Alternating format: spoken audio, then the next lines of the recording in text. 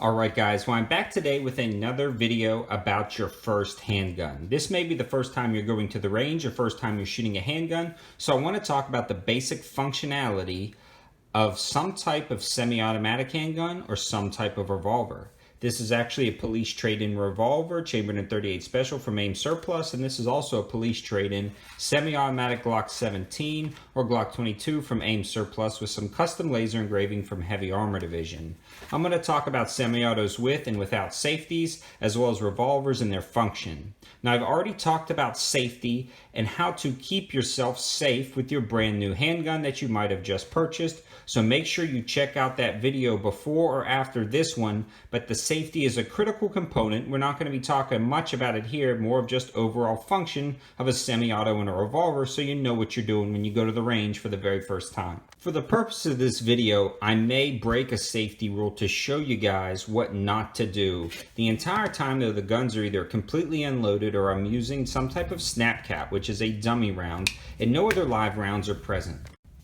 Let's firstly talk about a revolver. This is one of the most common types of revolver, which is a double single action revolver. To open a revolver, you're going to see a slide or a lever located most likely in the left slide. For a lot of Smith type models, you'll push that in and the cylinder will come out. Make sure you actually press the cylinder back in slowly. Don't wrist slap it. You will damage the revolver, or at least it looks kind of silly. Most people don't do that stuff. So now that we've made sure that the revolver is clear, we'll put it back in. Some Colt revolvers, you'll actually slide this towards you, and some Ruger revolvers, you'll actually push a button in, but all of that mode of operation is generally up here for a double single action firearm. And when I say double action firearms, it means on the very first time or every time you pull the trigger, as you pull the trigger, the cylinder rotates, the hammer comes back, and the gun fires. To put it in single action mode, you will actually cock the hammer, it pre-rotates the cylinder, and puts the trigger in a rearward position with a very light and crisp trigger pull. The next shot though will be double action until you decide to cock the hammer again. I would not recommend carrying a gun with the hammer cocked back like this because the trigger is such a hair trigger, it can go off very easily. The main way to carry a revolver is in double action mode, but when you want to take precise shots, you can pull the hammer back and now you're in single action mode.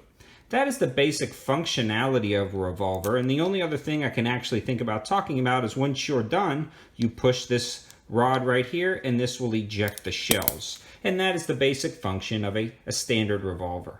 Where it gets a little bit more complicated is with a semi-auto, and I've actually heard a lot of people talk about misconceptions with semi-autos. The very first thing I want to talk about is semi-autos are fed from a magazine and they auto-load themselves as you pull the trigger. The first one we're taking a look at, again, is a Glock. The first thing when you want to talk about functionality of the gun, you want to know how to remove the magazine. Generally, magazine releases are here with this push button, a paddle release that you pull down, or a heel release that you push down. Once you depress that button, you can remove the magazine. At this point, a round can still be in the chamber since it feeds from the magazine and loads one into the chamber. You'll keep your finger off the trigger, pull the slide back, and at that point, it will either kick the round out or it will actually just be empty and you can visually inspect it. You can do this a couple of times, look, and now you are good to go. Now to load a semi-automatic handgun, there are a few ways to do it, and I'll talk about the very first way. You load up the magazine, the base with the primer will go rearward into the magazine as you push down and load it in. You'll insert the magazine into your gun. You will hear a click. You can tap it with the palm of your hand and press it. At this point, what you're going to want to do is pull the slide completely back and then let it go. Do not ride it forward. Do not slowly walk it forward. Just slingshot that thing backwards and let it fly forward.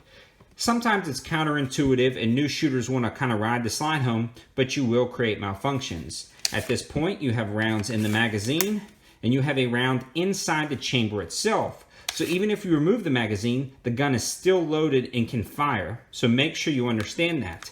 At this point, you will actually pull the trigger, the gun will fire, these are snap caps, the slide will automatically come back, kick out the round, and auto-load the next one. You'll fire, kick out that round, auto-load the next one. Now at this point, if you want to unload the gun, you'll kick out the magazine, but again, you still have one in the chamber, and you can clear out that chamber and make sure the round comes out. Generally though, when you fire all the rounds in the magazine, your semi-automatic handgun will lock back. At this point, you can remove the magazine, point the gun in a safe direction, lay it down on the table, and reload. Once you reload the magazine and you have the rounds inside the magazine, you can reinsert the magazine with the slide lock back. You can either use the slide release on the side to chamber a round, or if the gun is locked back, you can actually pull on the back of the slide and it will chamber a round. And again, when you're done shooting, the slide will lock back, point it in a safe direction, remove your magazine. The next type of handgun I want to talk about is a 1911 or a hammered fired gun. The Glock is actually an internally striker fired gun. This one has a safety, so I do want to talk a little bit about the safety. It loads the same way. You put a magazine into the firearm, you make sure it locks in, you'll pull the slide back, you will chamber around, the hammer stays back, and you put on the safety, and the gun cannot fire. Make sure, again, you're keeping your finger off the trigger until your sights are on target, and you want to make sure that you don't actually point your gun at anyone. You want to keep your muzzle in a safe direction. And again, if you want all of those safety rules, go check out that other video. At this point, when you're ready to fire, you can actually depress the safety. The hammer is back on a 1911, and you will have a slow, crisp trigger pull. It will kick out the rounds. It will auto-feed the other one. And again, you have the hammer back, and you can put the safety back on so it will not fire. At this point, again, everything will lock back once you're done firing all the rounds. And remember, if you ever want to clear out your firearm, again, you will have to drop the magazine first. Because say you don't. Say you just check the chamber. Okay, yeah, it's clear. Now you drop the magazine. If you do that in reverse order, guess what?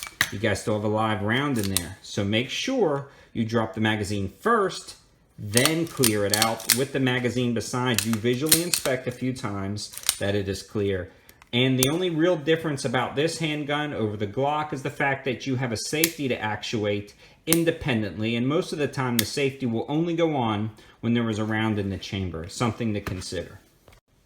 So I hope this gives you some basic functions of different handguns and revolvers. And again, I'm doing this video because I've had a ton of people at work going to the range for the very first time, and literally they've never shot a gun before, or they've never fired a gun before, and they want the basic knowledge to do so. I always encourage you guys, bring somebody along for the first time that knows what they're doing.